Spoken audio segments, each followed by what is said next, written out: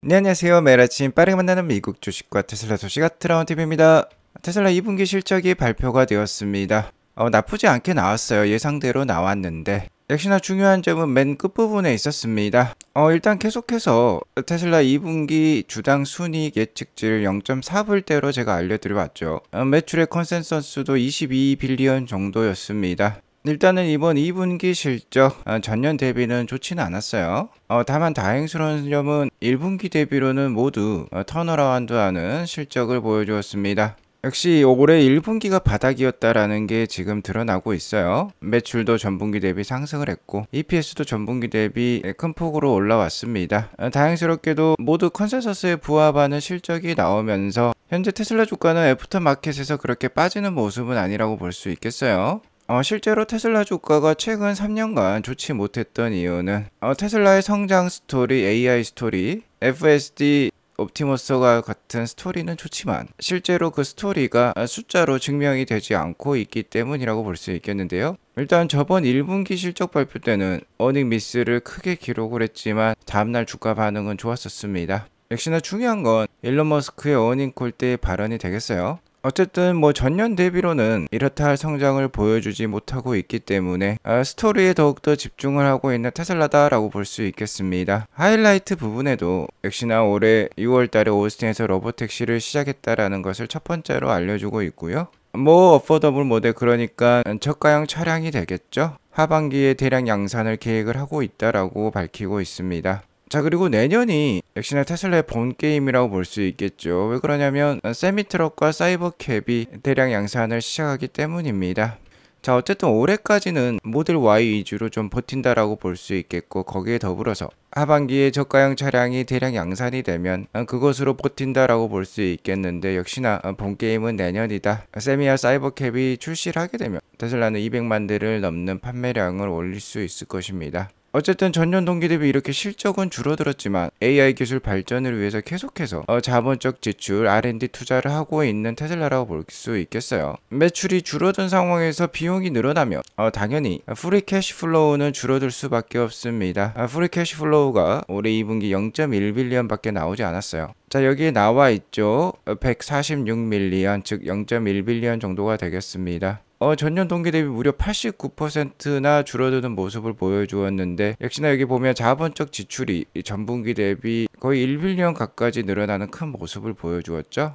자, 하지만 캐펙스가 이렇게, 그러니까 자본적 지출, R&D 투자가 늘어났다라고 하더라도 아직까지는 영업 활동으로 버는 돈이 더 많습니다. 그렇기 때문에 계속해서 우리 돈 거의 50조 원에 육박하는 현금은 지속 보유 중에 있는 테슬라다라고 볼 수 있겠어요. 이렇게 설명할 수 있겠습니다. 굉장히 강력한 스타트업 기업인데 현금도 많이 가지고 있다라고 볼 수 있겠어요. 재무적으로 탄탄하다라고 볼 수 있겠고, 이번 분기에 주목할 점은 서비스 및 기타 수익이 많이 늘어났다라는 점이 되겠습니다. 전년 동기 대비 실적은 하락을 했지만 서비스 매출액은 17%나 전년 동기 대비 늘었어요. 그러니까 하드웨어 판매는 줄어들었다라고 볼 수 있겠는데 서비스 수익이 상승하면서 체질 변화 중에 있다라고 볼 수 있겠습니다. 자, 영업이익률은 4.1%밖에 지금 나오지 않고 있어요. 전분기 대비로는 증가를 보여주었지만 테슬라에게 기대하는 영업이익률 수준은 아니죠. 역시나 하루빨리 로보택시 네트워크가 확장을 해서 영업이익률 상승에 힘을 보탰으면 좋겠습니다. 앞서 말씀드렸듯이 전년 동기 대비로는 역시 좋지 않은 상황이 맞죠. 그 부분에 대해서 테슬라가 설명을 해주고 있는데, 전년 동기 대비 당연히 차량 배송이 감소했습니다. 전분기 대비로는 차량 배송이 약 5만 대 정도 늘었지만 전년 동기에 무려 44만 대나 인도를 했었어요. 이것보다 거의 6만 대 가까이 떨어졌기 때문에 당연히 전년 동기 대비 실적이 낮을 수밖에 없습니다. 자, 그리고 규제 크레딧, 탄소 배출권이 되겠죠. 이 수익도 감소세에 접어들었어요. 어쩔 수가 없죠. 트럼프 정부 역시 이를 해제하려고 하고 있기 때문에 이는 테슬라가 견뎌내야만 하는 그런 요소로 판단이 됩니다. 어쨌든 이렇게 매출액이 줄어드는 상황 속에서 AI 및 R&D 투자는 지속 증가 중에 있어요. 웬만한 스타트업이었으면 당연히 버티기 힘든 구조였겠지만 테슬라는 이미 재무적으로 탄탄한 구조를 갖추고 있기 때문에 지속해서 이런 과감한 투자를 이어갈 수 있다라고 볼 수 있겠고, 로보택시가 미국 전역으로 확장되는 순간 그 수익의, 그 투자의 결실을 맺을 수 있을 것입니다. 어쨌든 긍정적인 부분은 앞서 말씀드렸듯이 서비스 및 기타 부문의 성장이라고 볼 수 있겠는데, 이 부분은 슈퍼차저, 그러니까 뭐 에너지 유통 서비스라고 볼 수 있겠죠. 이 부분이 괄목할만하게 성장한 것으로 지금 드러나고 있어요. 그리고 여기에 더불어서 원자재 값 감소가 이어지고 있습니다. 자, 그리고 이번에 테슬라가 정확하게 밝히지는 않았지만 전분기 대비로는 평균 판매 가격이 상승했을 것 같은데요. 역시 YOY 전년 동기 대비로는 평균 판매 가격이 감소를 했습니다. 여기 보면 잘 알 수 있죠. 제품 믹스에 차이가 있어요.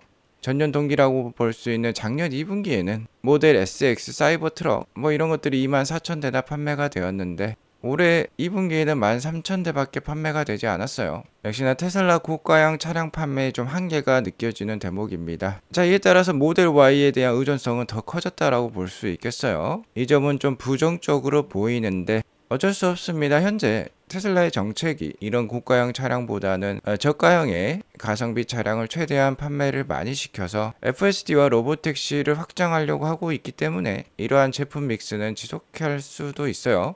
자, 그러면 중요한 건 에너지 실적이 좀 뒷받침을 해주면 좋겠는데요. ESS 메가팩이 되겠죠. 이번 분기 9.6GWh를 인도를 했는데 전분기 대비 좀 떨어졌고, 전년 동기 대비로도 그렇게 크게 늘어나진 않았어요. 전년 동기에 9.4GWh였으니까 3분기부터는 기가 상하이 위치에 있는 메가팩 상하이 공장이 좀 더 확장을 해서 더 많은 판매고를 올렸으면 좋을 것 같습니다. 자, 역시나 중요한 점은 슈퍼차저 스테이션이 계속해서 증가를 하고 있고 사용객들 역시 증가를 하고 있어요. 그러면서 슈퍼차저, 그러니까 서비스 부분의 실적이 빠른 속도로 증가를 하고 있다는 점이 되겠습니다. 자, 계속해서 테슬라의 체질 변화가 계속 이어질 것 같은데, 올해 저가형 차량이 나오고 FSD가 유럽이랑 다른 국가에도 보급이 된다라고 하면 더욱더 이 속도는 거세질 것 같아요. 자, 사업부별로 리뷰를 해보면 먼저 자동차 사업부가 되겠는데, 이번 6월 달에 800만 번째 자동차를 생산했습니다. 자, 기가 베를린에서 일단 800만 번째 자동차가 생산이 된 걸로 나오고 있어요. 여기 보면 신규 모델 Y 주니퍼가 보이는데요. 800만 대 생산을 자축하고 있는 기가 베를린 공장 직원들이 되겠습니다. 뭐 중요한 건 테슬라가 800만 대를 여태껏 생산했다라는 게 아니라요, 계속해서 더욱더 판매량을 늘려나갈 필요가 있다라는 점이 되겠는데, 추가 모델을 지속해서 출시를 한다라고 합니다. 역시나 북미 지역은 현재 로보택시 대상 지역이라고 볼 수 있겠는데, FSD 경험을 늘리는 게 중요하다라고 보고 있고, 현재 가성비 모델 Y도 출시가 되어 판매가 되고 있죠. 모델 Y 롱레인지인데 사륜구동이 아니라 후륜구동이 되겠습니다. 자, 그리고 아태 지역은 기가 상하에서 만든 주니퍼가 지금 잘 팔리고 있는데 한국에서도 기록적인 판매를 기록을 하고 있죠. 뿐만 아니라 말레이시아, 필리핀, 싱가포르에서도 기록적인 인도량을 달성하고 있다라고 합니다. 주니퍼는 잘 팔리고 있고, 중요한 건 지금 중국의 FSD를 출시를 했는데 일부 지역에만 출시했다라고 볼 수 있겠어요.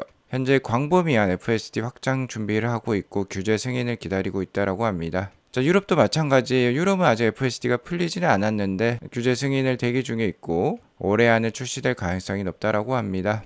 현재 테슬라의 연간 생산 능력은 총 235만 대 수준이고요. 자, 이 그래프를 보면 테슬라의 차량 신차 판매 점유율이 좀 떨어지고 있어요. 역시나 이를 FSD로 타개를 시킬 필요가 있겠는데, 올해 미국에서 계속해서 로보택시 사업을 확장을 시킬 건데 얼마나 빠른 속도로 얼마나 넓게 확장하느냐가 차량 판매량이라든지 테슬라의 기타 서비스 부분의 매출 확장에 역시나 중요하다라고 볼 수 있겠습니다. 역시나 핵심 기술은 테슬라의 AI 기술이 되겠는데요. 자, 그래프가 급속도로 우상향을 하고 있죠. 테슬라가 보유하고 있는 H100 동급 GPU는 벌써 10만 대를 넘어서고 있습니다. 실제 엔비디아에서 만든 H100 GPU 수는 기가팩토리에 67,000개가 있다라고 합니다. 코어텍스라고 전에 보셨죠? 대형 팬 한 5개가 돌아가는 세계 최대의 슈퍼컴퓨터 보유 지역이라고도 볼 수 있겠죠. 어쨌든 로보택시는 비전 기반의 저비용을 가장 큰 장점으로 하고 있습니다. 적은 투자로 다른 도시로 빠르게 확장 가능하다라고 얘기를 하고 있어요. 그리고 현재는 안전 동승자가 보조 좌석에 지금 타고 있는 상황인데, 안전 동승자도 올해 안에 좀 없어질 것 같습니다. 그리고 테슬라는 수직 계열화로 유명하다라고 볼 수 있겠는데, 자, 이제는 배터리 원재료까지 스스로 만들어내기 시작을 했고요. LFP 배터리도 올해 첫 생산을 시작한다라고 합니다. 역시나 사이버캡이라든지 저가형 모델 생산을 위해서는 LFP 배터리 생산이 필수라고 볼 수 있겠는데, 이에 포커스를 하고 있다라고 볼 수 있겠어요. 자, 그리고 슈퍼차저가 엄청나게 지금 그 수익이 증가하고 있습니다. 전분기 대비 무려 수익이 64%나 증가를 했다라고 합니다. 테슬라의 매출액은 자동차 판매가 신통치 않으면서 좀 줄어드는 모양새인데 에너지라든지 서비스 매출액은 다르죠. 매 분기 계속해서 상승을 보여주고 있어요. 테슬라 실적에 지금 체질 개선이 이루어지고 있다라고 볼 수 있겠고, 자, 역시나 이번 실적 발표의 하이라이트가 되겠습니다. 저가형 차량이 되겠어요. 현재 트럼프 정부의 급격한 급진적인 관세 정책과 무역 정책 때문에 차량 생산량은 신중하게 늘리겠다라고 합니다. 역시나 9월 30일이 되면 미국 내 EV 보조금도 사라지기 때문에 이 말이 맞겠죠. 하지만 저가형 차량은 올해 충분히 출시를 할 수 있다라고 하고요. 자, 충격적인 건 이 저가형 차량이 이미 2025년 상반기에 초기 생산을 시작했다라고 지금 나오고 있습니다. 여기 보면 including initial production of more affordable model이라는 표현이 있죠. 자, 그리고 first half of 25라고 적혀 있습니다. 올해 상반기에 이미 초기 생산을 시작했다라는 표현이 나오고 있어요. 아무래도 제가 저번에 말씀드렸습니다만 9월 30일에 EV 보조금 지급이 끝난다라고 하면은 본격적으로 이 모델의 판매가 시작이 될 거예요. 자, 한마디로 올해 연말까지 실적을 견인할 제품으로는 이 저가형 차량과 함께 만약 Unsupervised FSD 비감정력 FSD가 출시를 한다라고 하면 FSD 수익이 큰 부분을 차지할 수 있을 것 같습니다. 자, 그리고 사이버캡 로보택시 전용 모델이죠. 언박싱 제조법으로 역시나 내년부터 대량 생산 시작한다라고 밝히고 있어요. 자, 아직까지는 테슬라의 모습은 스토리에만 머물고 있다라고 볼 수 있겠습니다. 숫자로 크게 보여준 건 없어요. 물론 서비스와 에너지 매출액은 지속 상승을 하고 있지만 중요한 거는 번게임이라고 볼 수 있겠죠. 번게임은 차량 판매와 함께 FSD 구독의 상승이라고 볼 수 있겠는데 FSD 구독 상승에 대한 코멘트는 하나도 없었습니다. 다만 스토리는 여전한 게 파리, 런던, 로마, 시드니 이런 유럽과 아태 지역에 계속해서 FSD 테스트를 하고 있고 올해 해당 지역의 FSD가 출시를 할 수 있어요. 역시나 그 스토리에 따라서 테슬라 주가는 좌지우지 될 것 같고, 테슬라가 또 하나의 사진을 실은 것, 세계 최초로 공장에서 직접 자율주행으로, 그러니까 아무도 없었습니다. 차량 안에 자율주행으로 30분 동안 고객에게 셀프 드라이빙으로 인도되었다라는 점이 되겠죠. 센세이셔널한 사건이었지만 그렇게 크게 회자가 되지는 못했습니다. 자, 그리고 LA 다이너 오픈을 했죠. 테슬라 다이너가 되겠는데 어제 방송에서 말씀을 드렸습니다. 테슬라의 팬덤을 형성할 뿐만 아니라 여기에서는 다양한 테슬라의 AI 제품들이 직접 테스트가 되는 테스트 베드가 될 것이라고, 특히 옵티머스가 테스트가 많이 되겠죠.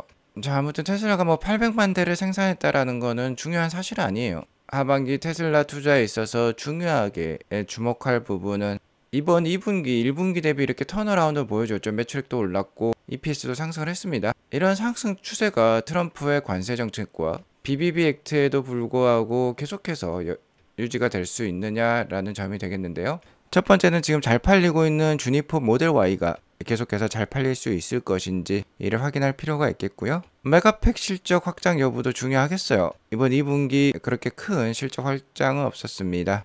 그리고 저가형 차량 론칭을 한다라고 했는데 이게 얼마나 대규모로 빠르게 생산이 되고 빠르게 확장이 될지 역시나 중요하다고 볼 수 있겠어요.